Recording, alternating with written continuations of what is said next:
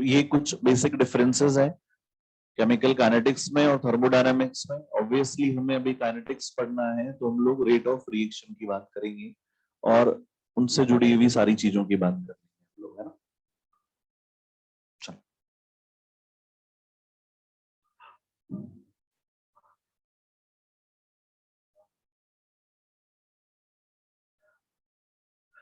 तो बेटा इसको रेट ऑफ रिएक्शन को पढ़ने से पहले कुछ बेसिक चीजों की बात कर लें हम लोग, जैसे कि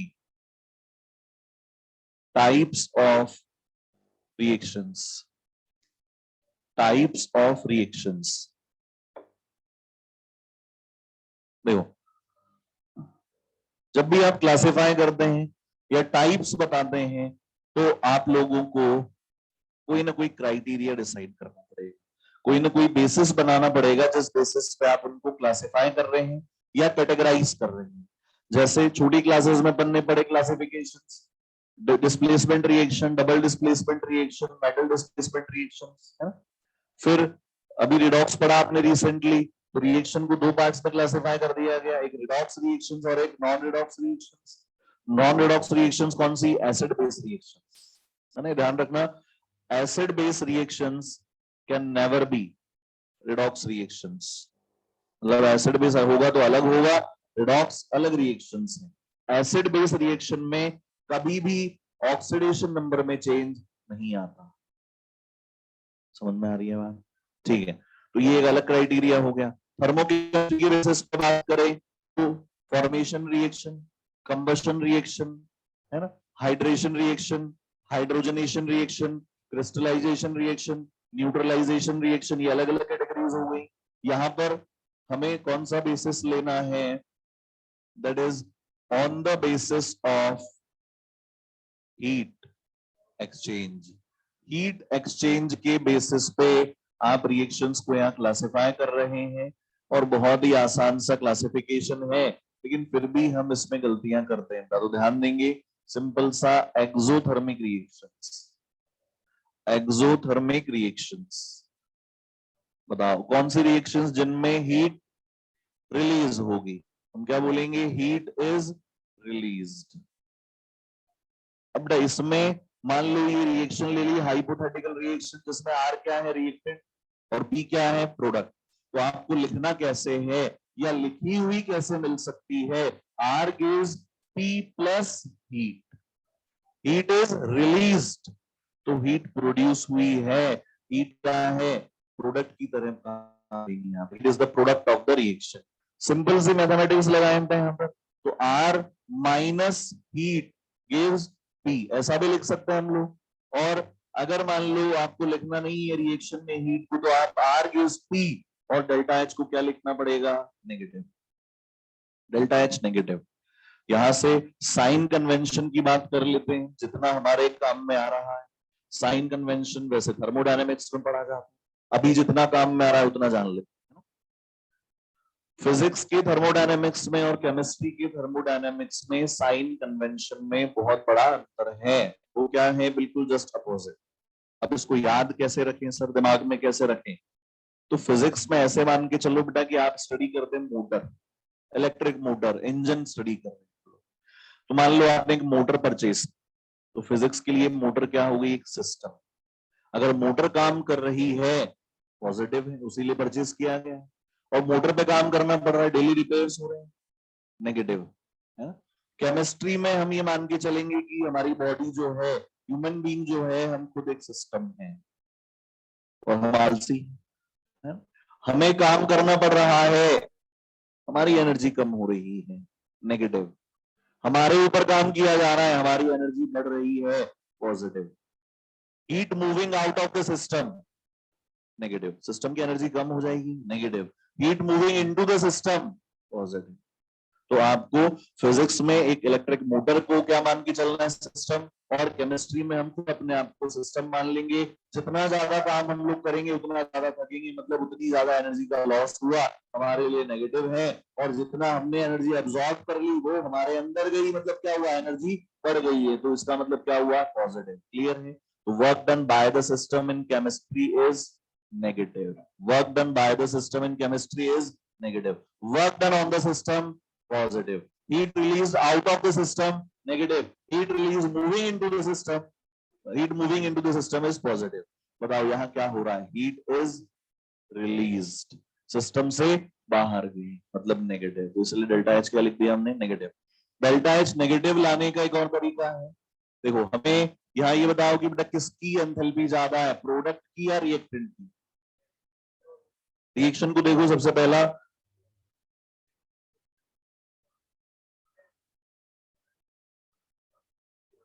हाँ रिएक्टेंट ने प्रोडक्ट बनाया और हीट रिलीज कर दी, मतलब वो हीट पहले किसके पास थी, लेकिन प्रोडक्ट के पास अब वो हीट नहीं है, मतलब रिएक्टेंट की एंथैल्पी ज्यादा है, प्रोडक्ट की क्या है, कम। समझ में आ रही है बात। और जब भी चेंज निकालना है, डेल्टा जब भी निकालना है, एटलीस्ट इन फिजिकल केमिस्ट्री, तो हमेशा फाइनल माइनस इनिशियल, भले ही वैल्यू पॉजिटिव आ रही हो या नेगेटिव आ रही हो, हमें उसकी चिंता नहीं करनी, चेंज हमेशा क्या होगा, फाइनल माइनस इनिशियल। अब यहाँ रिएक्शन में फाइनल मतलब क्या हुआ, प्रोडक्ट, और इनिशियल मतलब क्या हुआ, रिएक्टेंट। तो आपको क्या करना है, delta H is equal to H P minus H R. बताओ पॉजिटिव की नेगेटिव, नेगेटिव, क्योंकि ज्यादा कौन है, आर, कम कौन है, प्रोडक्ट के लिए, तो क्या मिलेगा, नेगेटिव। और एनर्जी किसकी ज्यादा है, रिएक्टेंट की, तो स्टेबिलिटी ज्यादा किसकी हुई, प्रोडक्ट की, तो products are more stable, products are more stable, ठीक है। और यहां पर ये जो एक्सोथर्मिक रिएक्शन है, देखो ये तो हमने क्या किया है, सिंगल हेडेड एरो लगाया है जो रिवर्सिबल रिएक्शन को बताता है। अगर डबल हेडेड एरो हो तो रिवर्सिबल रिएक्शन, अगर कोई रिएक्शन फॉरवर्ड में एक्सो है तो बैकवर्ड में एंडो, फॉरवर्ड में हीट रिलीज की तो बैकवर्ड में हीट एब्सॉर्ब करेगी, तो दो डायरेक्शन होगा रिवर्सिबल रिएक्शन के, एक एक्सो और एक एंडो। तो जब भी रिवर्सिबल रिएक्शन होगी तो उस समय हम नाम कैसे देंगे एक्सोथर्मिक को, एक्सर्गोनिक डायरेक्शन। अगर मान लो रिएक्शन जिस डायरेक्शन में जा रही है उस डायरेक्शन में वो हीट रिलीज कर रही है, तो रिएक्शन बेसिकली क्या हुई, exothermic reaction, and that direction will be called as exergonic direction. तो हम इस रिएक्शन को ये भी बोल सकते हैं कि एक्सर्गोनिक डायरेक्शन नाम दिया जा सकता है। नहीं समझ में आई ये बात, फॉरवर्ड और बैकवर्ड दोनों डायरेक्शन हुई। अगर मान लो फॉरवर्ड एक्सोथर्मिक है तो आप डायरेक्शन क्या बोलेंगे कि एक्सोथर्मिक डायरेक्शन में जा रही है, तो वहीं पर आप एक नाम और काम में ले सकते हैं कि रिएक्शन क्या है, एक्सर्गोनिक है। एक्सर्गोनिक है मतलब कौन सा डायरेक्शन में जा रही है, एक्सोथर्मिक डायरेक्शन में जा रही है। और इस तरह की रिएक्शंस में जो प्रोडक्ट बनता है that product is called as exothermic compound. Exothermic reaction में बनने वाला प्रोडक्ट क्या कहलाएगा, एक्सोथर्मिक कंपाउंड। हम बोल सकते हैं products are called exothermic compounds.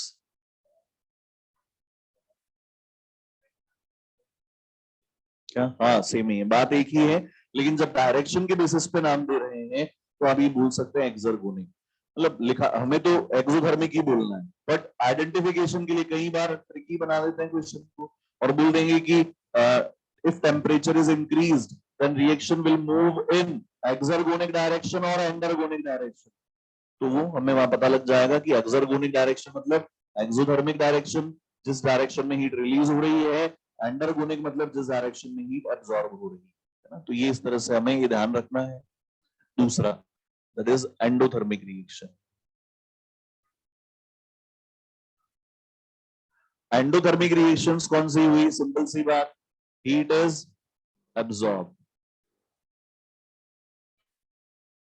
Heat absorb हो रही है और इसको लिख देंगे आर, हीट गिव्स प्रोडक्ट, या फिर R gives P minus heat ऐसा लिख सकते हैं, या फिर आर गिव्स पी और डेल्टा एच की वैल्यू क्या आ जाएगी, पॉजिटिव। ये तीन तरीके हुए इसको लिखने के। और यहां पर भी किसकी एंथैल्पी ज्यादा है, प्रोडक्ट की या रिएक्टेंट की, रिएक्टेंट ने हीट एब्जॉर्ब की तब जाके क्या बनाया, प्रोडक्ट, मतलब प्रोडक्ट के पास एक्स्ट्रा हीट है।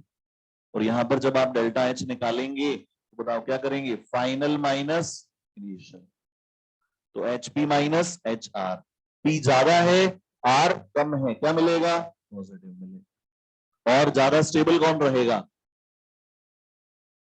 एनर्जी किसकी ज्यादा है? प्रोडक्ट की। कम एनर्जी रिएक्टेंट की। Reactants are more stable relative. तो रिएक्टेंट्स आर मोर स्टेबल। और क्या कह सकते हैं इसके लिए? डायरेक्शन के बेसिस पे क्या बोलेंगे? Endergonic direction. और क्या बोल सकते हैं हम लोग? Products are called endothermic compounds. हाँ हाँ हाँ, products are called endothermic compounds.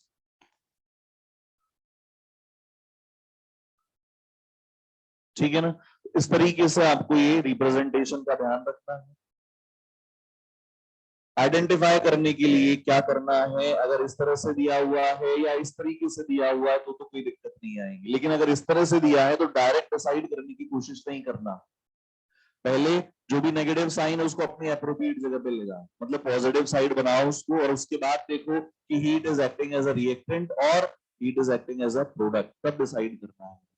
Mostly reactions ऐसी लिखी हुई मिलेंगी या ऐसी लिखी हुई मिलेंगी, इस तरह से बहुत कम लिखी हुई मिलती, ये थोड़ा सा कॉम्प्लिकेटेड हो जाता है ना। पर फिर भी अगर ऐसा लिखा हुआ है तो आप पहले उसको हीट को अपनी तरफ लाएं, पॉजिटिव बनाएं, और उसके बाद देखें कि हीट प्रोडक्ट का काम कर रही है या रिएक्टेंट का, है ना। तो देखो इसमें गलती कहाँ होती है। जैसे मान लो हमें क्वेश्चन दिया हुआ है C plus O2 gives CO2 plus 94.3 kilo joules, और हम सीधा क्या कर देते हैं कि सर डेल्टा H तो प्लस 94.3 दिया।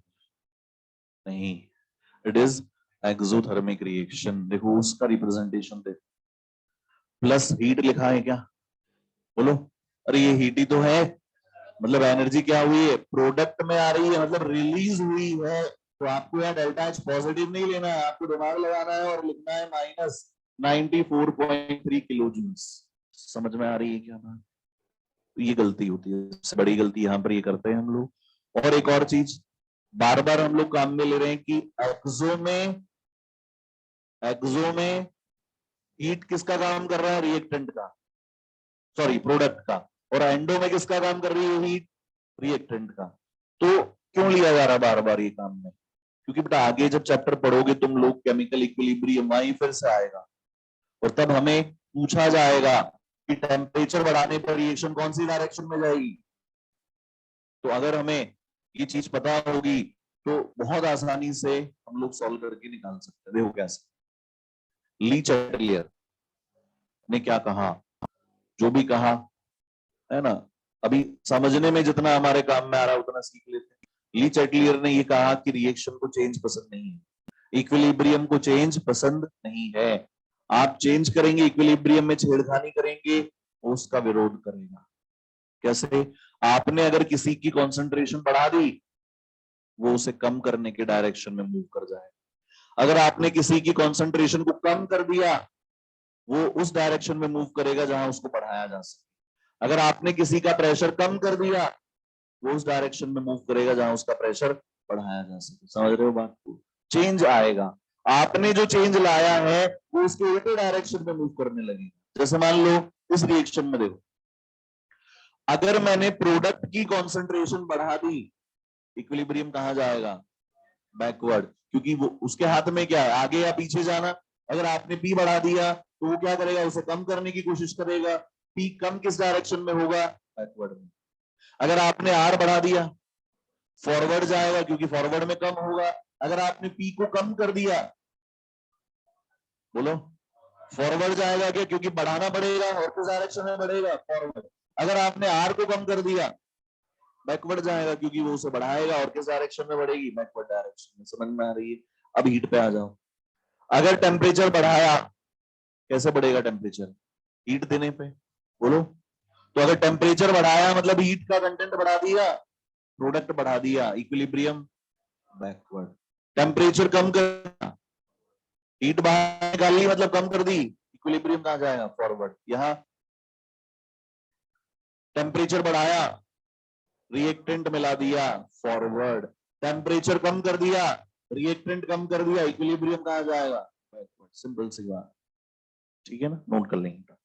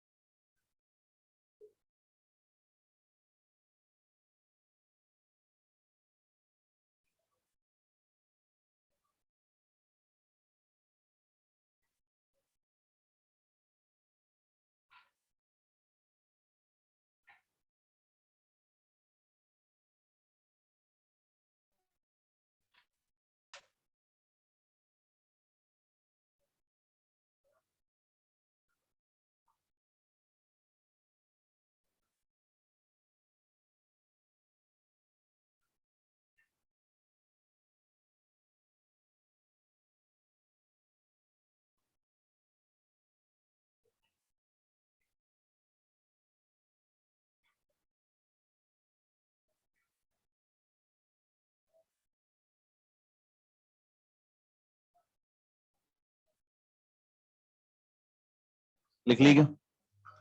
ये तो टाइप्स ऑफ रिएक्शन थे on the basis of heat exchange. एक और क्राइटेरिया हम ले रहे हैं यहाँ पर, that is on the basis of time taken to complete the reaction.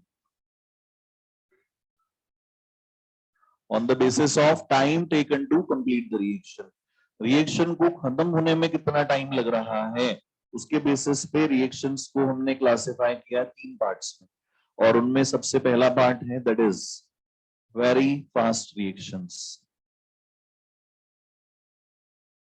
Very fast, very fast reactions का मतलब क्या हुआ? ऐसी रिएक्शंस जिनमें time taken to complete is 10⁻⁻8 seconds or less। मतलब 1 सेकंड के 1 करोड़वें हिस्से से भी कम टाइम में रिएक्शन क्या हो रही है? कंप्लीट हो जा रही है। रिएक्टेंट किस में बदल जा रहे हैं? प्रोडक्ट में बदल रहे हैं। तो ऐसी रिएक्शंस को किस कैटेगरी में डाला हमने? Very fast reactions. और जनरली जो रिएक्शंस होती हैं ये कौन सी होती है? आयनिक रिएक्शंस। आयनिक रिएक्शंस में कौन आ जाएगा अपना? न्यूट्रलाइजेशन। न्यूट्रलाइजेशन रिएक्शन इसमें आ जाता है, और प्रेसिपिटेशन रिएक्शन भी इसमें आ जाता है। तो ये किस में आ रहा है? वेरी फास्ट रिएक्शन में। और एक एग्जांपल ले लेते हैं, जैसे मान लो हमने लिया NaOH और HCl, और क्या बना दिया हमने? NaCl और H2। This is a neutralisation reaction, simple acid base reaction. ये बहुत फास्ट रिएक्शन है, वेरी फास्ट। जैसे मान लो बेस और ये एसिड, और हमने क्या किया? बेस में हम लोग एसिड मिला रहे हैं, और हमने एसिड मिलाया, और मिलाकर इसको आपने टिल्ट भी नहीं किया है, मोड़ा भी नहीं है, उसके पहले क्या हो गया है? प्रोडक्ट का फॉर्मेशन हो गया है। और अगर आपसे कहा जाए कि यहाँ NaOH की कॉन्सेंट्रेशन में टाइम के साथ कितना चेंज आ रहा है वो पता लगाओ, उसकी स्टडी दो, तो ऐसा कोई अपैरेटस हमारे पास नहीं है जो इतने कम टाइम होने वाली रिएक्शन में टाइम के साथ में रिएक्टेंट या प्रोडक्ट की कॉन्सेंट्रेशन में चेंज को बता सके। इसीलिए these type of reactions are not studied under chemical kinetics. पढ़ ही नहीं सकते हम लोग, पता नहीं लगा सकते, सीधा प्रोडक्ट बनता है ना। अच्छा, क्या रीजन हो सकता है इन रिएक्शंस के फास्ट होने का? देखो, एक टिपिकल मैकेनिज्म क्या होता है, जब भी कोई दो रिएक्टेंट लिए हमने और प्रोडक्ट बना रहे हैं, जैसे H2 और I2 लिए हमने और क्या बनाना चाहते हैं? HI। तो क्या होगा? पहले H2 में H और H बॉन्ड टूटेगा, टाइम लगेगा, एनर्जी लगेगी। I2 में I और I बॉन्ड टूटेगा, टाइम लगेगा, एनर्जी लगेगी, और फिर H और I क्या करेंगे? बॉन्ड फॉर्मेशन करेंगे। कौन सा स्टेप गायब है यहाँ पर? बॉन्ड टूटने वाला। अरे बॉन्ड तो टूटे हुए पहले से। कौन सी रिएक्शन से? ये आयनिक रिएक्शंस। आयंस किसके सॉल्यूशन में मिलेंगे? इलेक्ट्रोलाइट। आयंस कहां से मिलेंगे? इलेक्ट्रोलाइट से। और इलेक्ट्रोलाइट्स की रिएक्शन करवाओगे तो सॉलिड में तो होगी नहीं रिएक्शन, एक्वा सॉल्यूशन में होगी। और एक्वा सॉल्यूशन में ये ऑलरेडी किस फॉर्म में पड़े होंगे? आयंस की फॉर्म में। बॉन्ड इनके ऑलरेडी टूटे हुए पड़े, है ना। अब NaCl की तो बात नहीं कर रहे हम, क्योंकि NaCl भी क्या है? इलेक्ट्रोलाइट ही है। वाटर में अगर NaCl का सॉल्यूशन है तो वो किस फॉर्म में पड़ा हुआ रहता है? ऑलरेडी Na+ और Cl- की फॉर्म में। आप तो H2O के बनने की बात करो, तो बताओ NaOH से क्या मिल रहा है? OH-। HCl से क्या मिल रहा है? H+। H+ पे पॉजिटिव चार्ज, OH- पे नेगेटिव। तो H+ और OH- strong electrostatic force of attraction की वजह से क्विकली कंबाइन करके क्या बना लेते हैं? H2O बना लेते हैं। इसीलिए रिएक्शंस क्या होती है? फास्ट। दो चीजें हो गई। पहला, reactants are already in the form of ions, and on mixing these ions due to electrostatic force of attraction they quickly combine to form product। ठीक है, तो इसीलिए रिएक्शंस क्या है? वेरी फास्ट रिएक्शंस की कैटेगरी में। दूसरा जो है that is very slow reactions. Very slow reactions में ऐसी रिएक्शंस जिनको कंप्लीट होने में time taken to complete is of months or years। months और years, महीनों का या सालों का समय लग रहा है, ऐसी रिएक्शंस क्या होंगी? Very slow reactions. इनके एग्जांपल्स में हाँ बिल्कुल पॉपुलर एग्जाम्पल है, rusting of iron, slow process है। कार्बन की बात की थी अभी हमने, डायमंड से ग्रेफाइट में कन्वर्जन, और H2 का O2 से कंबाइन करके क्या बना लेना, H2O बना लेना, किस पर, एट रूम टेम्परेचर, है ना, at room temperature in atmosphere. देखो हम यहाँ पर डायरेक्ट कंबशन की बात नहीं कर रहे, एटमॉस्फेयर में ट्रेसेस अमाउंट में हाइड्रोजन प्रेजेंट है, और ऑक्सीजन तो है ही, हमें पता है ना, 21% लगभग ऑक्सीजन है। तो ऑक्सीजन और जो हाइड्रोजन एटमॉस्फेयर में है वो स्लोली आपस में कंबाइन करके रूम टेम्परेचर पे किस में कन्वर्ट हो रहे हैं, H2O में। That is also a very slow process. तो ये वेरी स्लो प्रोसेस के एग्जाम्पल्स हुए। अब जैसे मान लो आपकी लेबोरेटरी में आप लोगों को मान लो मेटल का एक टुकड़ा दे दिया जाए, आयरन का एक टुकड़ा दे दिया जाए, और बोला जाए कि बेटा इसमें रस्टिंग की रेट पता लगा के लाना।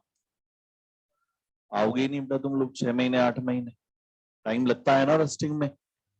और मान लो और ज्यादा होशियार करे हम लोग ने तो क्या किया, ऑयल में डिप करके रख दिया घर ले जाके, तो क्या हुआ उससे, मॉइस्चर से दूर, ऑक्सीजन से दूर, तो रस्टिंग होगी नहीं। रस्टिंग के लिए नेसेसरी कंडीशंस क्या है, ऑक्सीजन हो फिर वाटर हो, दोनों में से कोई भी एक कंपोनेंट भी मिसिंग है तो भी रस्टिंग नहीं होगी, दोनों जरूरी है, मॉइस्चर और ऑक्सीजन। तो आपने ऑयल में डिप कर दिया, दोनों से दूर, क्या हुआ, रस्टिंग होगी नहीं, है ना, तो आएंगे ही नहीं हम लोग।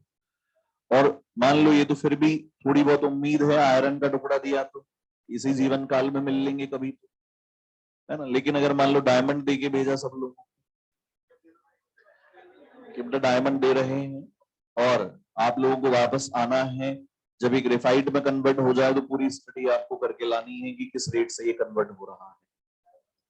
अगले दिन से पहचानोगे ही नहीं तुम असिस्टेंट, लैब असिस्टेंट बोलेगा डायमंड कौन, डायमंड, स्कूल बदल लेंगे।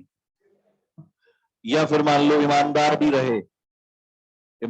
रहे तो बेटा फिर हमारी 20वीं 25वीं 30वीं पीढ़ी के लोग आएंगे, कहेंगे आपके पूर्वजों ने हमारे पूर्वजों को डायमंड दिया और अब समय आ गया है ये ग्रेफाइट में कन्वर्ट हो गया है, ये लो। और ये सारे हिसाब किताब पॉसिबल नहीं है प्रैक्टिकली, सीधी सी बात है कि लेबोरेटरी में इस तरह के प्रोसेसेस को स्टडी करना पॉसिबल नहीं है, हमारे लिए फिजिबल नहीं है कि हम इनकी स्टडी कर पाए। तो these are also not studied under kinetics. तो फिर क्या पढ़ेंगे हम लोग, moderate, moderate reactions. Moderate reactions का मतलब क्या हुआ, time taken to complete is of minutes और आवर्स, मतलब कुछ मिनट्स में या कुछ आवर्स में रिएक्शन कंप्लीट हो जाए। ये तो फिर भी कोई बात हुई समझने वाली कि लेबोरेटरी में हमने कुछ आवर्स बिताए या कुछ मिनट्स बिताए और एक पर्टिकुलर रिएक्शन को हमने स्टडी कर लिया, तो ये रिएक्शंस पढ़ी जाती हैं। और ये रिएक्शंस जनरली क्या होती हैं, मॉलिक्यूलर रिएक्शंस, जो भी हमने बात की थी, H2 और I2 से क्या बन जाना, HI, मॉलिक्यूल्स के बीच में होने वाली रिएक्शन। N2 प्लस 3H2 से क्या बन जाना, NH3 का बन जाना। या फिर हम कह सकते हैं hydrolysis of ester in acidic और बेसिक मीडियम, और बेसिक मीडियम। तो these are the examples of very sorry moderate reactions, और इस तरह की रिएक्शंस को हम लोग काइनेटिक्स में स्टडी नोट कर लें।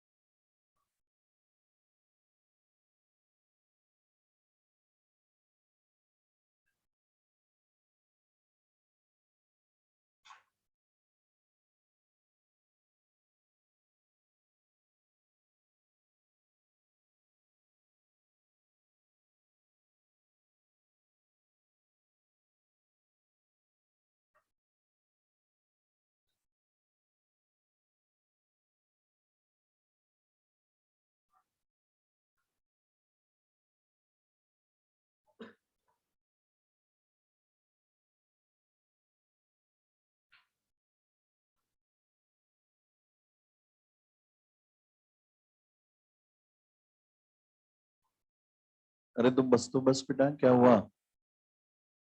अरे बता दो सही, कहाँ चला? एक एक घंटे तक तो रोक लिया करो बेटा, या खाली में जाने में।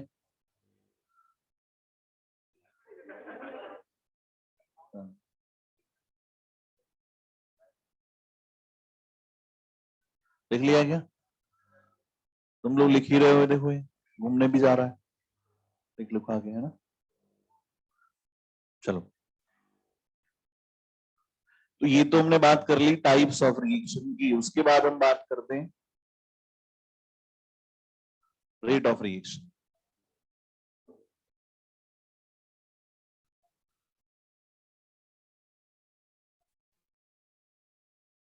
ROR से इसको रिप्रेजेंट करेंगे, and that can be also called as velocity of reaction, और इसी को बोला जा सकता है speed of reaction. Speed of reaction भी बोल सकते हैं हम लोग।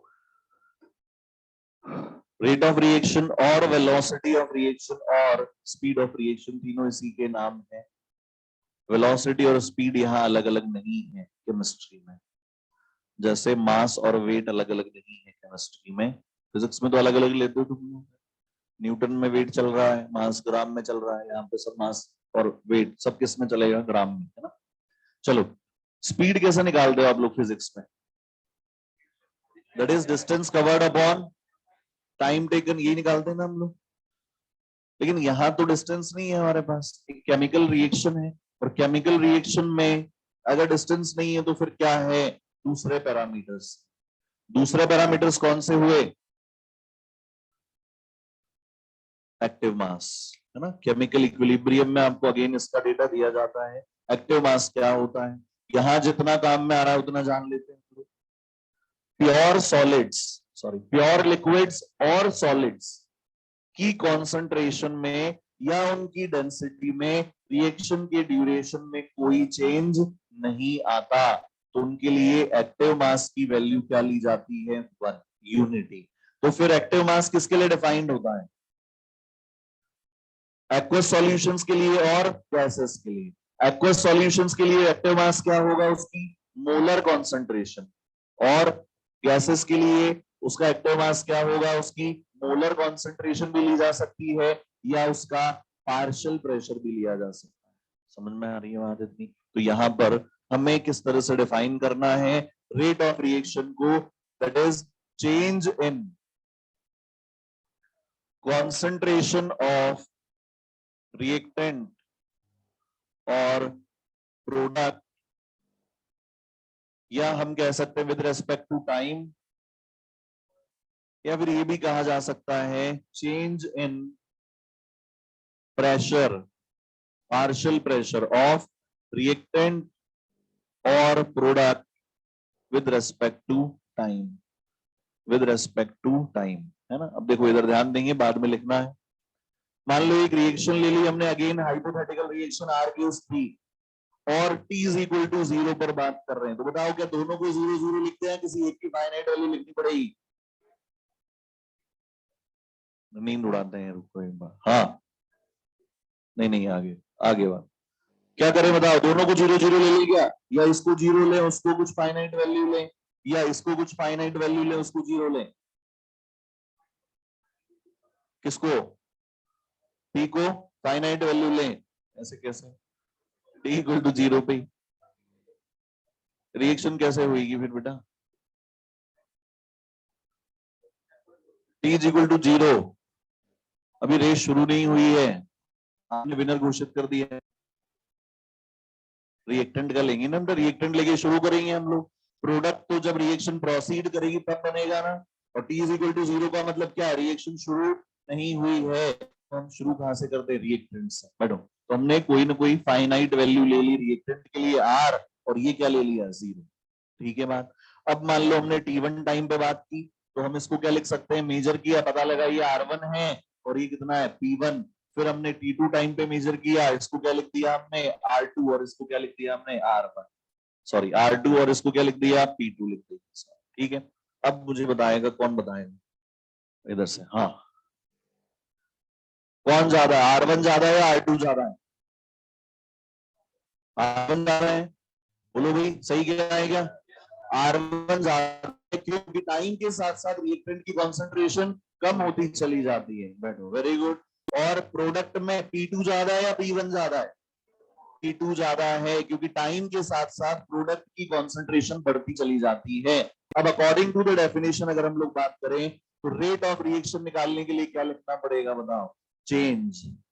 अगर रिएक्टेंट के रेस्पेक्ट में बात कर रहे हैं तो चेंज क्या होगा? Final minus initial. What is final? That is R2 और initial is R1 divided by T2 minus T1। अब मुझे बताओ, ये जो न्यूमरेटर है यहाँ पर, ये पॉजिटिव आएगा या नेगेटिव? न्यूमरेटर पॉजिटिव या नेगेटिव? नेगेटिव, क्योंकि R1 बड़ा है, R2 छोटा है, और आप क्या कर रहे हैं? R2 minus R1। लेकिन ध्यान रखना, rate of reaction can never be negative. Rate of reaction कभी भी नेगेटिव नहीं हो सकती, इसीलिए एक नेगेटिव साइन से हम अपनी तरफ से मल्टीप्लाई करते हैं, जिससे रेट ऑफ रिएक्शन को क्या बनाया जा सके? पॉजिटिव। देखो हमने क्या किया है, हमने कॉन्सेप्ट नहीं बदला हमारा। चेंज हमेशा क्या निकालना है? Final minus initial. हमने अभी भी वही किया, भले ही हमें नेगेटिव साइन लगाना पड़ गया, लेकिन हमने फॉर्मूला या कॉन्सेप्ट नहीं बदला है, तो हमें बदलना भी नहीं है। तो आप चाहते तो क्या कर सकते थे? बड़ी वैल्यू में से छोटी को हटा देते, तो बात तो वही आती ना। ये नेगेटिव से मल्टीप्लाई करने पर क्या होगा बताओ? -R2 प्लस R1, मतलब R1 माइनस R2 बन जाएगा ना।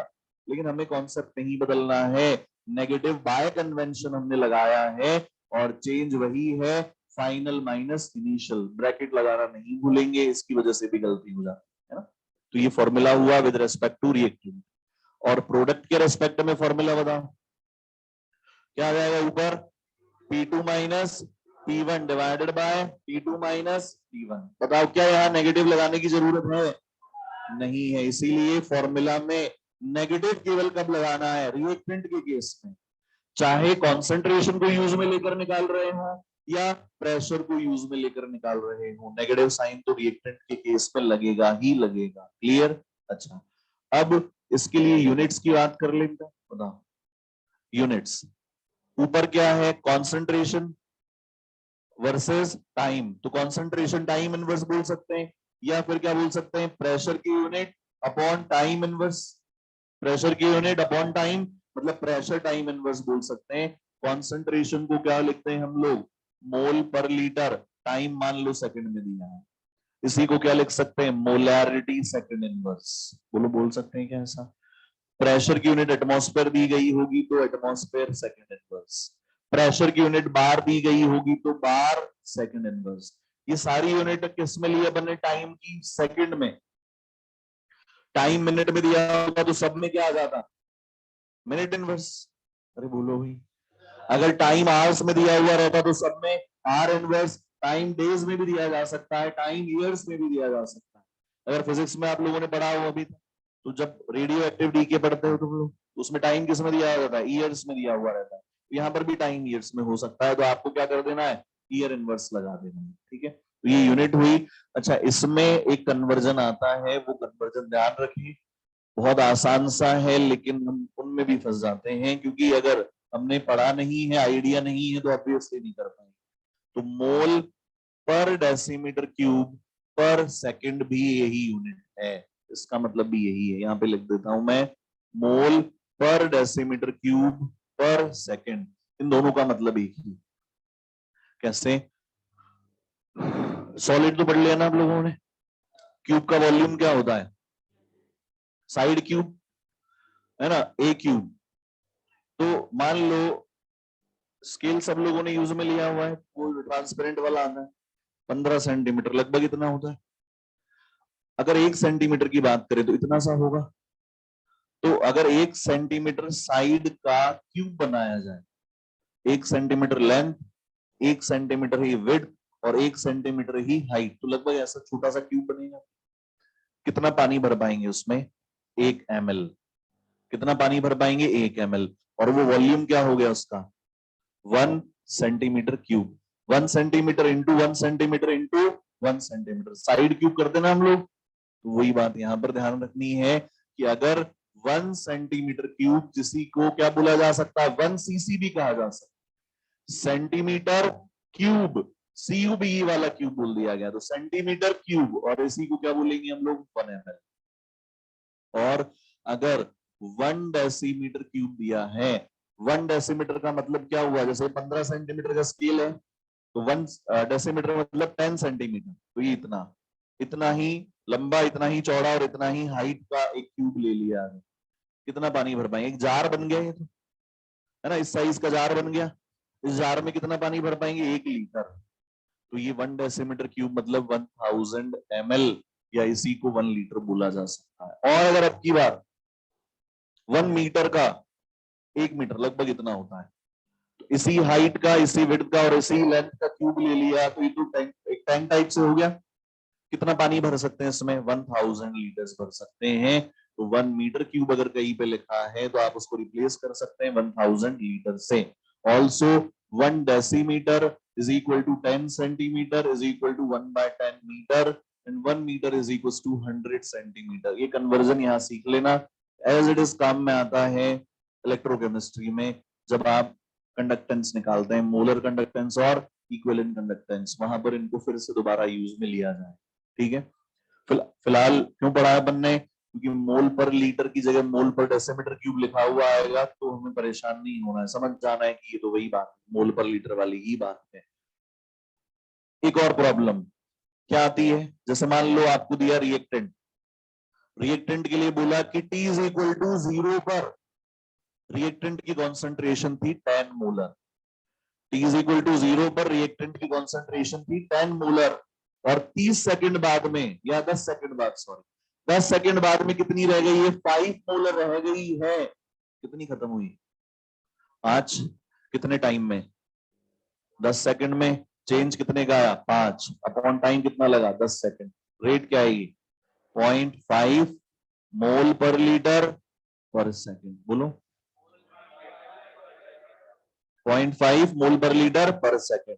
ऑप्शंस में गए हम लोग खुशी खुशी, कहीं भी मोल पर लीटर पर सेकंड नहीं। सारी यूनिट्स किस में दी हुई है, एटमॉस्फेयर पर सेकंड। चारों ऑप्शन किस यूनिट्स में दिए हुए हैं, एटमॉस्फेयर पर सेकंड में दिए हुए हैं। क्या करना पड़ेगा, यूनिट कन्वर्जन करना पड़ेगा। मोल पर लीटर पर सेकंड को किस में बदलना पड़ेगा, एटमॉस्फेयर पर सेकंड में बदलना पड़ेगा। तो ध्यान दें, यहाँ पर आसान सा प्रोसेस है यूनिट कन्वर्जन का। यूनिट कन्वर्जन कैसे करना है, PV is equal to NRT, जानते हैं आप लोग। और अगर यहां से P को लिखते हैं N/VRT, और इसी को क्या लिखा जा सकता है, CRT, N number of mole upon volume, that is concentration, molarity. और C को क्या लिख सकते हो, P/RT। ये दोनों बातें ध्यान रखनी है। देखो, अगर आपको डेटा किस में दिया हुआ है, कॉन्सेंट्रेशन की टर्म्स में, तो आप यहाँ कॉन्सेंट्रेशन की टर्म्स में डेटा रख देंगे, तो किस में मिलेगा, प्रेशर की टर्म्स में। अगर आपको प्रेशर की टर्म्स में डेटा दिया हुआ है, यहां रख देंगे, किसकी टर्म्स में मिलेगा, कॉन्सेंट्रेशन की टर्म्स में। मतलब क्या ऐसा कहा जा सकता है कि टू कन्वर्ट फ्रॉम मोल पर लीटर पर सेकंड टू एटमॉस्फेयर पर सेकंड मल्टीप्लाई बाय RT। बोलो, ऐसा कह सकते हैं। अगर मोल पर लीटर पर सेकंड से किस में कन्वर्ट करना है, एटमॉस्फेयर पर सेकंड में, तो किससे मल्टीप्लाई कर दो, RT से। यही तो हो रहा है, ये कॉन्सेंट्रेशन की यूनिट मल्टीप्लाइड बाय RT। और इसी का उल्टा कर सकते हैं, टू कन्वर्ट फ्रॉम एटमॉस्फेयर पर सेकंड टू मोल पर लीटर पर second divide by RT, divide by RT। यही कर रहे हैं, देखो प्रेशर की टर्म्स में है और RT से हमने डिवाइड कर दिया। देखो चेक कर लेते हैं हम लोग, विश्वास नहीं आ रहा होगा, देखते हैं। हमारी रेट ऑफ रिएक्शन क्या निकल के आ रही थी, 0.5 मोल पर लीटर पर सेकंड। और हमने क्या पढ़ा कि इसको एटमॉस्फेयर में बदलने के लिए क्या करना है, RT से मल्टीप्लाई करना है, कर दिया हमने। 0.5 मोल पर लीटर पर सेकंड इंटू R, एटमॉस्फेयर में बदलना है, 0.082 litre atmosphere mole inverse kelvin inverse into temperature T, इसमें आती है यूनिट केल्विन में। अब देखो चेक करके देखो क्या यूनिट्स कैंसिल आउट हो रही हैं। देखो मोल से मोल इनवर्स कटेगा, कटेगा। लीटर इनवर्स से लीटर कटेगा, केल्विन इनवर्स से केल्विन कट जाएगा, बचा क्या? Atmosphere second inverse. समझ गए क्या? बोलो भाई। तो इस तरह से आपको कन्वर्ट करना है। अब आर की वैल्यूज कौन कौन सी कहाँ कहाँ पे लेनी है वो भी हम लोग देखेंगे। पहले फिलहाल इतना समझ लें, इसमें कोई डाउट आ रहा है तो पूछे, यहाँ तक लिख लें, बात है ना।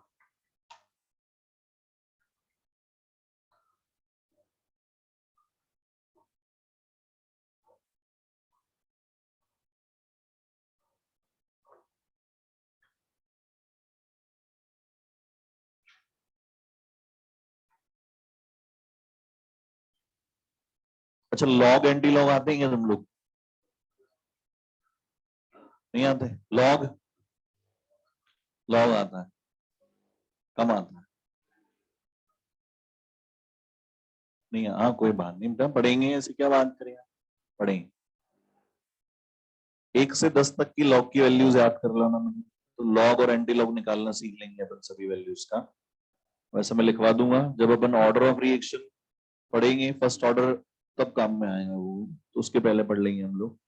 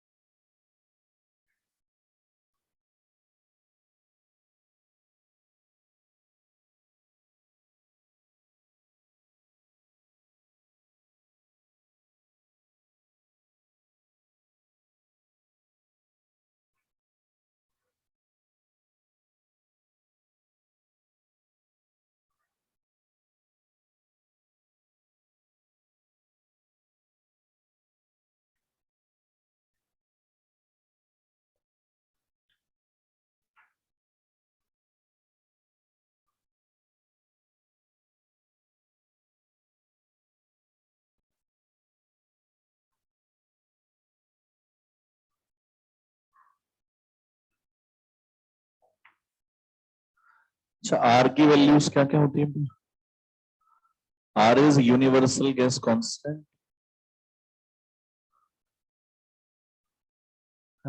और आर की वैल्यूज हमें याद रखनी है 8.314 जूल्स पर केल्विन पर मोल, या फिर 2 कैलोरी पर केल्विन पर मोल, या फिर 0.0821 litre atmosphere kelvin inverse mole inverse, या फिर 0.083 लीटर बार केल्विन इनवर्स मोल इनवर्स।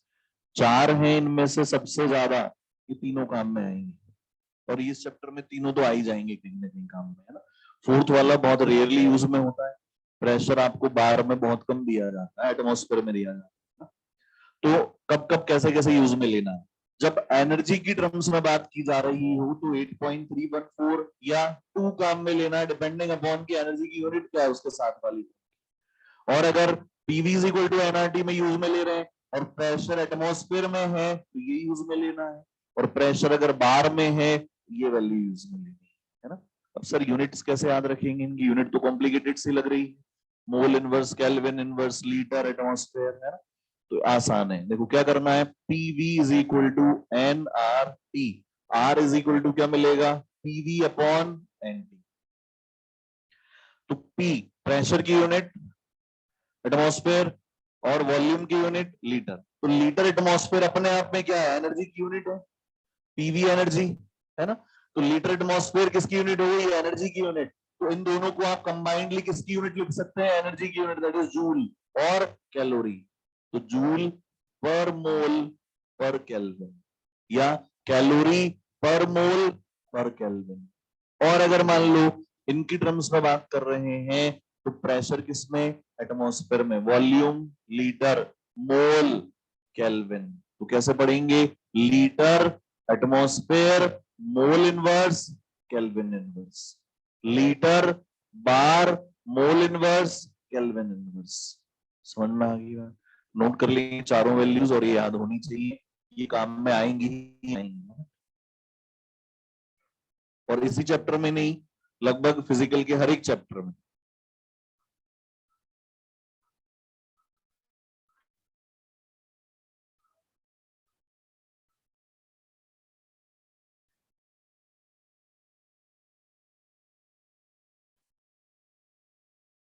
हम्म,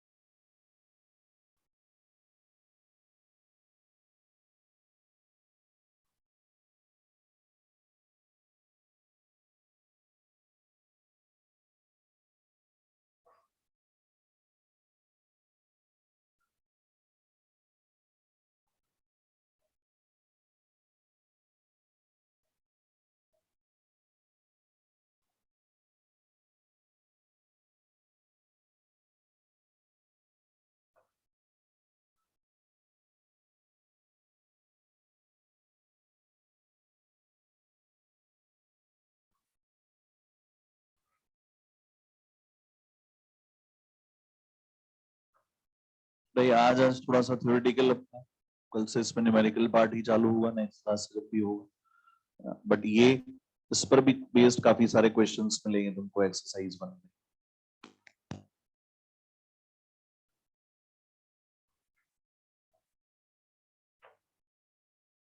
मिटा दें इधर वाला।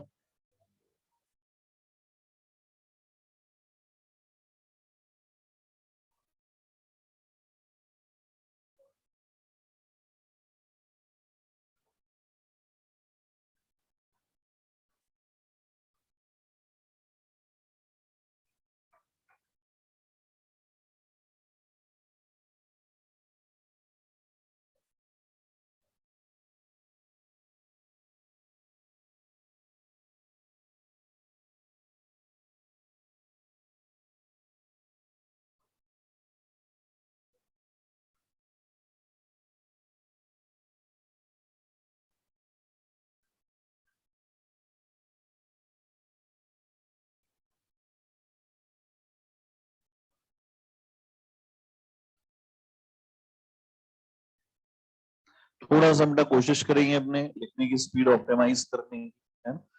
मतलब ऐसा कुछ नहीं है कि भाई हम धीरे लिखें तेज लिखें, बट फायदा अपने को यही होगा क्वेश्चंस बहुत सारे करने के लिए अपने पास, बट टाइम अपने पास लिमिटेड रहता है। तो कोशिश करें कि अगर हम लोग लिखने में थोड़ा सा कम टाइम अगर इन्वॉल्व करेंगे तो प्रैक्टिस में टाइम अपना बढ़ जाएगा। और आप लोगों को पता है कि घर पे की हुई प्रैक्टिस और क्लास में किए हुए क्वेश्चंस की प्रैक्टिस दोनों में बहुत फर्क होता है। जितने ज्यादा क्वेश्चंस कर पाएंगे उतना बेटर है हमारे लिए। तो ट्राई करें, कोशिश करेंगे थोड़ा सा टाइम अपने को कम लगे लिखने में, अदरवाइज जो लग रहा है वो लग ही रहा है। चलो उसके बाद आगे बात करते हैं बेटा, और यहां से कुछ मजा आएगा अपने को।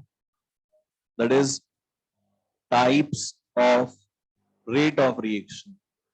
रेट ऑफ रिएक्शंस को भी क्या किया गया है, दो पार्ट्स में क्लासिफाई किया गया है। One is average rate of reaction, इसको हम आर एवरेज से रिप्रेजेंट कर सकते हैं, और इसका सिंपल सा मतलब है when rate of reaction is calculated for a finite time interval. Finite time interval, एक गिवन टाइम इंटरवल के लिए अगर रेट ऑफ रिएक्शन निकाली जा रही है, that will be called average rate of reaction. देखो आर गिव्स पी, और ये ग्राफ हमने बनाया, देखो, और ग्राफ को हमने बनाया कुछ इस तरीके से। This is concentration on y axis and this is time on x axis। ये पीछे, हाँ हाँ, ये रिएक्टेंट की कॉन्सेंट्रेशन का टाइम के साथ ग्राफ है या प्रोडक्ट का?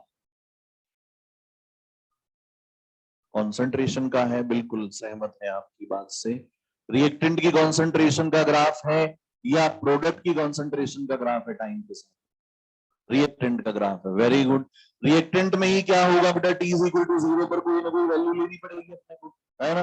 और टाइम के साथ साथ क्या होगा, कॉन्सेंट्रेशन डिक्रीज होती चली जाएगी। अब मान लो आपसे कहा गया कि T1 टाइम पे कॉन्सेंट्रेशन कितनी है, तो हमने क्या किया, लाइन ड्रॉ की इस तरह से और पता लगा लिया, और हमने इसको लिख दिया R1। फिर हमें कहा गया T2 टाइम पे पता लगाओ, ये T1 टाइम पे था और ये T2 टाइम पे, और T2 टाइम पे हम लोग गए और हमने पता लगा लिया कि वैल्यू क्या हो गई, R2। बताओ एक इंटरवल मिल गया क्या, गैप मिल गया क्या, T2 से T1 के बीच में रेट ऑफ रिएक्शन निकालनी और उसके कोरेस्पॉन्डिंग चेंज मिल गया। और हमें पता है कि R एवरेज क्या होगा, change, that is R2 minus R1 divided by T2 minus T1, और ये नेगेटिव साइन लगाएंगे क्योंकि क्या रिएक्टेंट है। और क्या यहां से पता लग पा रहा है कि कौन बड़ा है, R2 या R1? देखो T1 टाइम पे R1, T2 टाइम पे R2, तो R2 माइनस R1 कर रहे हैं, नेगेटिव वैल्यू है, इस नेगेटिव हमने लगा दिया, और इसे आप लिख सकते हैं डेल्टा आर डेल्टा टी, क्योंकि डेल्टा किसके लिए यूज में लिया जाता है, बड़े चेंज के लिए। छोटे चेंज के लिए क्या यूज में लेते हैं, डी, स्मॉल डी काम में लिया जाता है ना। यहाँ पर चेंज क्या है, बड़ा, क्योंकि क्या बोला गया है, फाइनाइट टाइम इंटरवल बोला गया। ग्राफ हम लोग बनाए मान लो प्रोडक्ट के लिए, तो प्रोडक्ट के लिए ग्राफ ऐसा बन सकता है, इस तरह से इंक्रीजिंग ग्राफ बनेगा, है ना। और ये कॉन्सेंट्रेशन वर्सेस टाइम ग्राफ हमने बनाया, और ये हमने कहा कि मान लो टाइम क्या था T1 और ये टाइम क्या था T2। T1 पे हम लोग लिखेंगे इसको P1 और T2 पे क्या लिख देंगे, P2। बताओ R एवरेज क्या लिखेंगे, plus of P2 minus P1 divided by T2 minus T1, या delta P divided by delta T आसानी से लिखा जा सकता है। इसका मतलब जो अभी कुछ देर पहले हमने डेफिनेशन पढ़ी थी वो किसकी थी, एवरेज की ही थी। वहां पर भी क्या कर रहे थे हम लोग, T2 माइनस T1 ही तो कर रहे थे। तो 99.9% क्वेश्चंस कौन से होंगे, एवरेज वाले। अब देखो यहां से दोनों का खेल समझ में आ जाएगा। दूसरा क्या है, इंस्टेंटेनियस रेट ऑफ रिएक्शन, और इसी को आर इंस्टेंटेनियस हम लोग बोलते हैं। और इसके लिए आप लिख सकते, देखो ग्राफ देखें हम लोग मान लो, और यहां पर नहीं बनाए ग्राफ, इधर बनाने, है ना। और इसकी डेफिनेशन लिख देते हैं, व्हेन ROR इज कैलकुलेटेड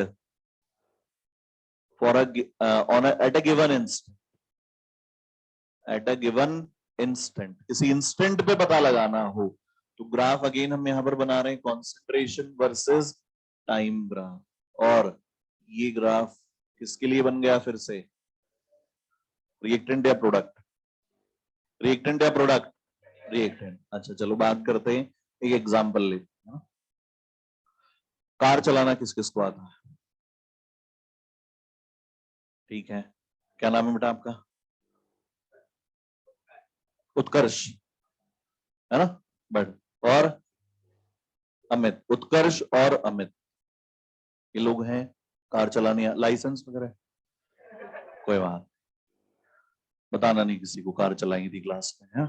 चलो, उत्कर्ष और अमित जो है इनको हमने गाड़ी दी, दी मतलब थोड़ी देर चलाने के लिए, और ये लोग है ना, गाड़ी कोई से भी ले लेंगे ना, हाइपोथेटिकली ले रहे हैं, i10 रहने देंगे, है ना, कोई भी ले लें, पोर्श वगैरह ले लें, लैम्बोर्गिनी वगैरह कुछ भी ले लें। जब हाइपोथेटिकली बात कर रहे हैं तो फिर क्यों पीछे रहे हैं? चला लेगा ना बेटा उत्कर्ष, ठीक है। तो ये लोग 10 बजे निकले और 12 बजे फोन आया इनका कि सर हम लोग 120 किलोमीटर दूर आ गए हैं जहां से निकले। बताओ फिर इनकी स्पीड क्या रही? 10 बजे निकले, 12 बजे फोन आया, 120 किलोमीटर दूर आ गए, मतलब 2 घंटे में इन्होंने 120 किलोमीटर, मतलब 60 किलोमीटर पर आवर स्पीड रही इनकी। तो कौन सी गाड़ी अचानक से 60 किलोमीटर पर आवर पे स्पीड पे शुरू हो जाती है, या कौन सी गाड़ी 60 किलोमीटर पर आवर की स्पीड से अचानक जीरो पे आ जाती है? ऐसा नहीं होता। इन्होंने गाड़ी शुरू की होगी तो पहले first gear, second gear, third gear 10, 20, 40, 60, 80 पे भी गए होंगे, है ना।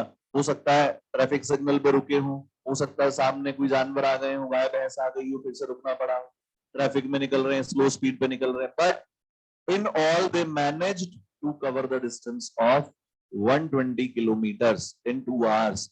Their average speed is 60 kilometre per hour. पूरे सफर के दौरान पूरे 2 घंटे में हमेशा इनकी स्पीड 60 हो ऐसा कोई जरूरी नहीं है। एवरेज कितना रहा? 60। ठीक है ना? क्या नाम है? रामानुज ने फोन किया अमित को, उत्कर्ष तो गाड़ी चला रहा है, अमित को फोन किया और बोला, कितने बजे फोन किया? 10 बजे निकले थे ना, और 12 बजे पहुंचे थे। 11:15 और 17 सेकंड पे इसने फोन किया, अभी के अभी स्पीडोमीटर में देख के होता स्पीड कितनी है। क्या जरूरी है 60 होगी? That will be called instantaneous speed. दोनों में डिफरेंस है, बिल्कुल वैसे ही डिफरेंस अब यहाँ पे आ जाए। हम लोग रेट ऑफ रिएक्शन की बात कर रहे हैं। अगर आपको T इज इक्वल टू 0 पर रिएक्टेंट की कॉन्सेंट्रेशन दे दी और T is equal to 30 second पे कॉन्सेंट्रेशन दे दी, और आपको बोला गया कि इस 30 सेकंड के अंतराल में, इस 30 सेकंड के इंटरवल में रेट ऑफ रिएक्शन निकालो, that will be average rate of reaction. और आपसे कहा गया कि रिएक्शन शुरू होने के 15वें सेकंड पर रेट ऑफ रिएक्शन क्या है? That is instantaneous rate of reaction. तो एवरेज में तो कोई दिक्कत नहीं है, इंस्टेंटेनियस में किस दिक्कत को फेस करना पड़ता है? देखो ये ग्राफ लिया हुआ है हमने, और हमें कहा गया, ये टाइम ले लिया हमने, इधर लिख देते टाइम को, है ना। हमें कहा गया कि T is equal to 15 second पे, तो ये 0 15 सेकंड पे आ गए हम लोग, और उस पे क्या किया हमने, यहाँ पहुंचे ग्राफ पे, और हमने तो यहाँ पर क्या वैल्यू बताओ? कॉन्सेंट्रेशन या चेंज इन कॉन्सेंट्रेशन? कॉन्सेंट्रेशन या चेंज इन कॉन्सेंट्रेशन? कॉन्सेंट्रेशन मिली और टी मिला, सी और टी मिला, डेल्टा सी और डेल्टा टी नहीं मिला। फॉर्मूला क्या है? Change in concentration upon time taken, या डेल्टा टी, टाइम इंटरवल। क्या कोई इंटरवल है यहाँ पर? कोई इंटरवल नहीं है। अच्छा आप कह दोगे सर यहां से ले लो, अरे एवरेज आ जाएगी, यहां से लेंगे तो 0 से लेंगे, तो हमें क्या करना है? इंस्टेंटेनियस निकालना है। T is equal to 15 second पे रेट ऑफ रिएक्शन क्या है ये पता लगाना है। तो हमारे पास डेटा नहीं है, तो हमें क्या करना पड़ता है? अजम्पशन लेना पड़ता है। अजम्पशन क्या लेंगे? ये जो टी पॉइंट है इसके थोड़ा सा पहले और थोड़ा सा बाद में, इस तरह से एक छोटा सा टाइम इंटरवल हमें सेलेक्ट करना पड़ेगा, that is called as infinitesimally small time interval, और उसको क्या कहा जाता है? डी। अब ये टाइम इंटरवल लिया है, तो उसके कोरस्पॉन्डिंग चेंज भी होगा, और वो चेंज भी क्या होगा, इनफाइनेटेसिमल स्मॉल चेंज होगा। तो यहाँ पर एक चेंज भी ले लिया जाता है, और ये किसकी कॉन्सेंट्रेशन है, रिएक्टेंट, और ये रिएक्शन रही हमारी, तो इसको क्या बोलेंगे हम, D R, small change, infinitesimal small change in concentration of reactant with corresponding to infinitesimal small change in, समझ में आ गई बात। अब हमारा काम हो गया कैसे, R instantaneous is equal to, बताओ रिएक्टेंट के लिए क्या लिख देंगे, minus of D R over D T. अब चेंज है हमारे पास, भले ही छोटा चेंज है लेकिन अब चेंज हमारे पास आ गया है। तो इस तरह से इंस्टेंटेनियस रेट ऑफ रिएक्शन को रिप्रेजेंट किया जाता है। क्लियर, न्यूमेरिकल इस पे नहीं आता है, थ्योरेटिकल क्वेश्चंस बनते हैं ऑब्जेक्टिव, वो यहीं से बनेंगे जो हम लोग पढ़ रहे हैं।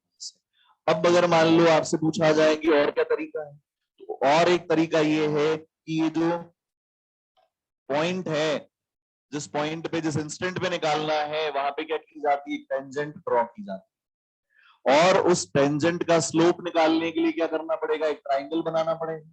ट्राइंगल बना देंगे, ये एंगल क्या हो जाएगा, थीटा। और बताओ, पहले तो ये बताओ, स्लोप जो है वो पॉजिटिव आ रहा है कि नेगेटिव, नेगेटिव, लेकिन rate of reaction can never be negative, तो इसीलिए इसी को क्या लिख देते हैं, नेगेटिव ऑफ स्लोप, क्योंकि स्लोप खुद नेगेटिव है, और यह नेगेटिव से मल्टीप्लाई होगी क्या आएगा, पॉजिटिव, तो रेट ऑफ रिएक्शन आ जाएगी, इसकी स्लोप ही क्या होगी, रेट ऑफ रिएक्शन। और इसी को क्या लिखा जा सकता है, minus of tan theta, slope is tan theta. ठीक है, बिल्कुल वैसे ही आप बात कर सकते हैं किसके लिए, प्रोडक्ट के लिए। प्रोडक्ट के लिए ग्राफ ऐसा बन जाए, और उसमें भी आपको क्या करना है, अगेन वही कॉन्सेंट्रेशन वर्सेस टाइम ग्राफ हमने ड्रॉ किया, और किसी पर्टिकुलर इंस्टेंट पे बात कर रहे हैं, तो यहाँ पर क्या मिलेगा, dt, और यहाँ पर आपको क्या मिल जाएगा, dp, और यहाँ एक टेंजेंट ड्रॉ कर देंगे, और उसका स्लोप पता लगाने के लिए क्या करना पड़ेगा, एक ट्राइंगल बनाना पड़ेगा, यहाँ पर आ जाएगा थीटा, परपेंडिकुलर अपॉन बेस, है ना। और फॉर्मूला क्या लिख देंगे हम लोग इसके लिए, r instantaneous is equal to plus of dp by dt is equal to plus of slope, या इसी को लिख देंगे प्लस ऑफ टेन थीटा। अब मान लो इंस्टेंटेनियस पे ऑब्जेक्टिव क्वेश्चन ही पूछना है आपसे, सोच लिया गया है कि क्वेश्चन बनेगा ही बनेगा, तो मैक्सिमम जो चांस बन सकता है वो ये होगा कि आपको ऐसा कोई ग्राफ बना के दे देगा, जिसमें यहाँ पे मार्किंग्स होंगी इस तरह से, और सबकी वैल्यूज लिखी होंगी, इधर भी मार्किंग्स होंगी और वैल्यूज लिखी हुई होंगी। तो आपको क्या करना है, रेट निकालनी है, रेट निकालने के लिए क्या करना है, स्लोप निकालना है, स्लोप निकालने के लिए क्या करना है, टेन थीटा निकालना है, और टेन थीटा निकालने के लिए क्या करना है, पंडित जी को याद कर लेना, 9th-10th में पढ़ा होगा ना, पंडित बद्री प्रसाद, हर हर भोले, सोना चांदी तोले, ये नहीं सुना हो, सोना चांदी तोले, साइन कॉस टेन, टेन क्या हो गया, परपेंडिकुलर अपॉन बेस। तो आपको क्या करना है, अगर ग्राफिकल क्वेश्चन आता है, टेन थीटा निकालना है, that is perpendicular upon base, तो आप ग्राफ में जाएंगे, यहाँ की रीडिंग देखेंगे, यहाँ की रीडिंग देखेंगे, और डिफरेंस निकाल की वैल्यू आ जाएगी। बोलो, ये परपेंडिकुलर, और बेस निकालने के लिए यहाँ की रीडिंग देखेंगे, यहाँ की रीडिंग देखेंगे, ये डिफरेंस पता लग जाएगा। तो परपेंडिकुलर अपॉन बेस करेंगे तो ऊपर आ गई कौन सी टर्म, कॉन्सेंट्रेशन वाली, और नीचे कौन सी टर्म आ गई, टाइम वाली, तो वही रेट ऑफ रिएक्शन आपको पता लग जाएगी, and that will be the instantaneous rate of reaction. Clear, कोई डाउट किसी तरीके का, नोट कर लेंगे।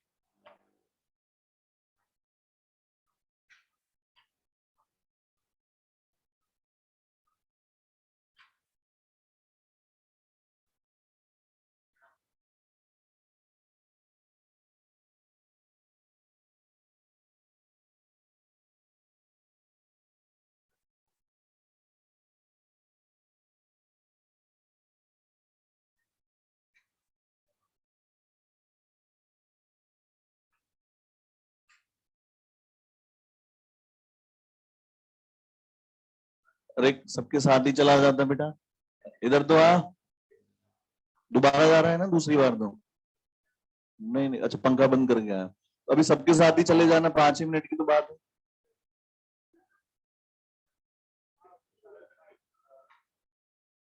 थोड़ा बड़े हो गए हो तुम लोग, बच्चे थोड़ी रहे हो जो हर आधे आधे घंटे में टॉयलेट करने निकलो। होल्ड करके रख लिया करो थोड़ा सा, मैच्योर हो ना। बूढ़े, एक तो बूढ़ों में दिक्कत आती है और एक बचपन में दिक्कत आती है। मजबूत है हमारा लीवर वगैरह, क्या होता है?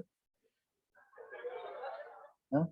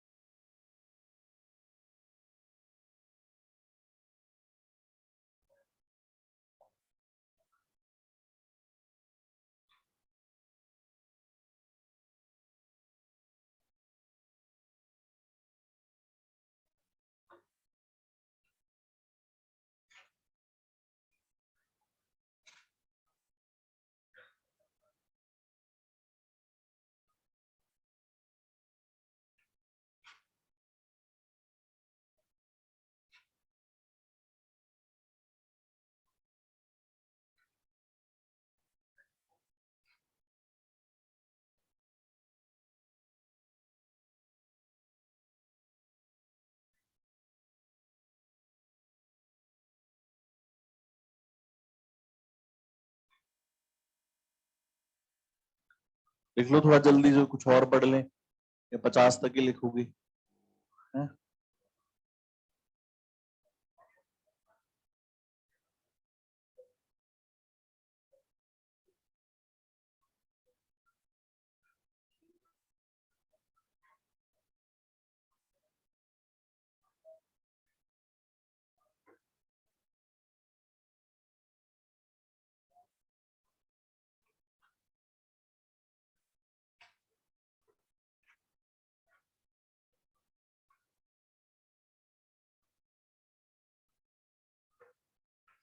दोनों में डिफरेंस समझ में आया, एवरेज में और इंस्टेंटेनियस में, है ना?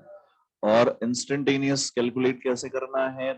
अगर रिएक्टेंट के कोरेस्पॉन्डिंग बात कर रहे हैं तो नेगेटिव ऑफ स्लोप। क्यों? क्योंकि ग्राफ डिक्रीजिंग होता है, स्लोप ऑलरेडी क्या होता है? नेगेटिव। तो उसको पॉजिटिव बनाने के लिए नेगेटिव से मल्टीप्लाई करते हैं। प्रोडक्ट के केस में स्लोप ऑलरेडी क्या है? पॉजिटिव। तो रेट ऑफ रिएक्शन आपको ऑलरेडी क्या मिलेगी? पॉजिटिव। तो वहां रिएक्टेंट में, प्रोडक्ट में नेगेटिव से मल्टीप्लाई करने की जरूरत नहीं है। तो ये तो क्लियर हो गया कि रिएक्टेंट के केस में हमेशा ही नेगेटिव से मल्टीप्लाई करने की जरूरत पड़ रही है, चाहे वो आप एवरेज निकाल रहे हो या इंस्टेंटेनियस निकाल रहे हो, या प्रेशर की टर्म्स में निकाला जा रहा हो या फिर कॉन्सेंट्रेशन की टर्म्स में। ठीक है ना? उसके बाद हम लोग देखते हैं that is mathematical representation of rate of reaction.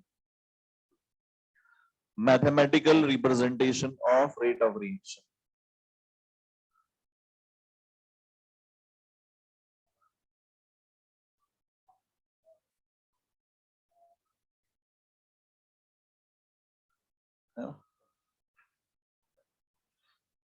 और मान लो आपको एक रिएक्शन दी गई है इस तरह की, A+2B gives 3C+4D, ऐसी कोई रिएक्शन गिवन है।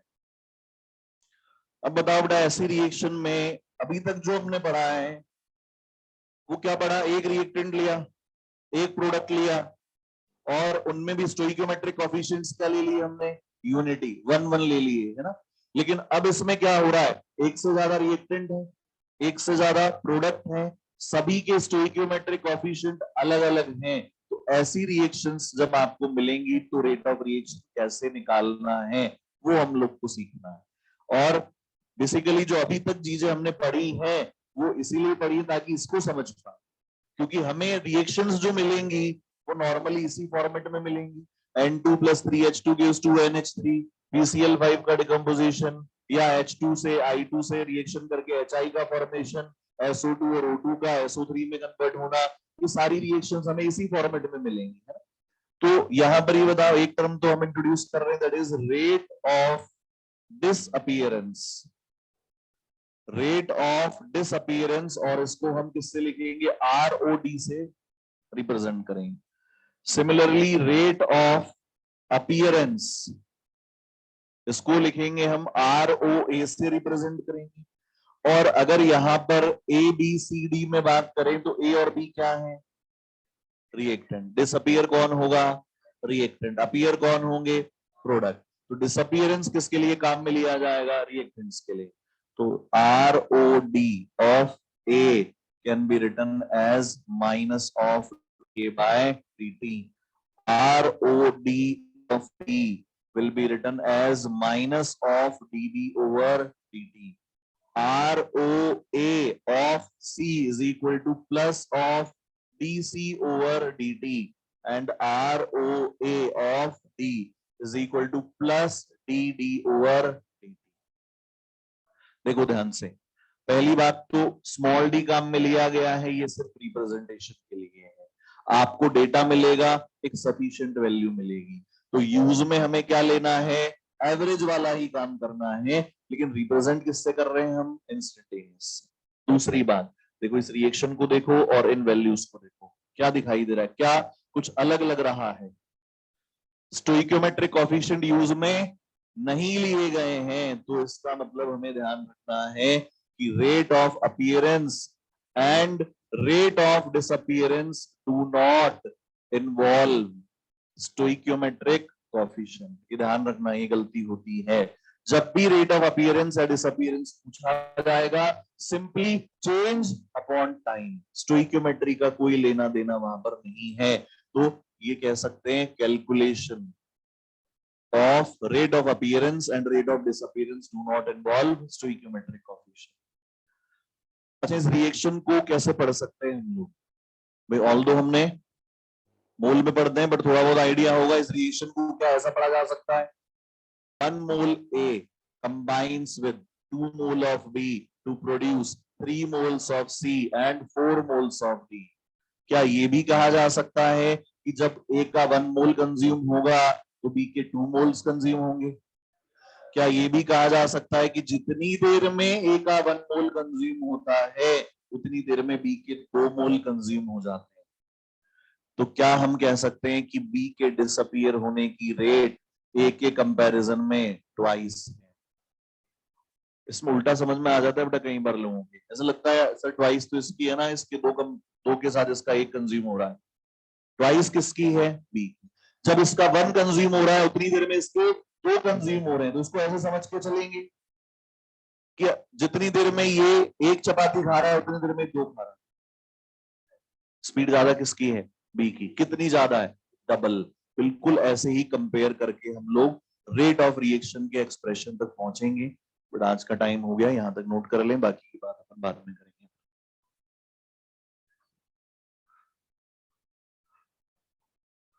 हाँ हाँ, जा रहे हैं।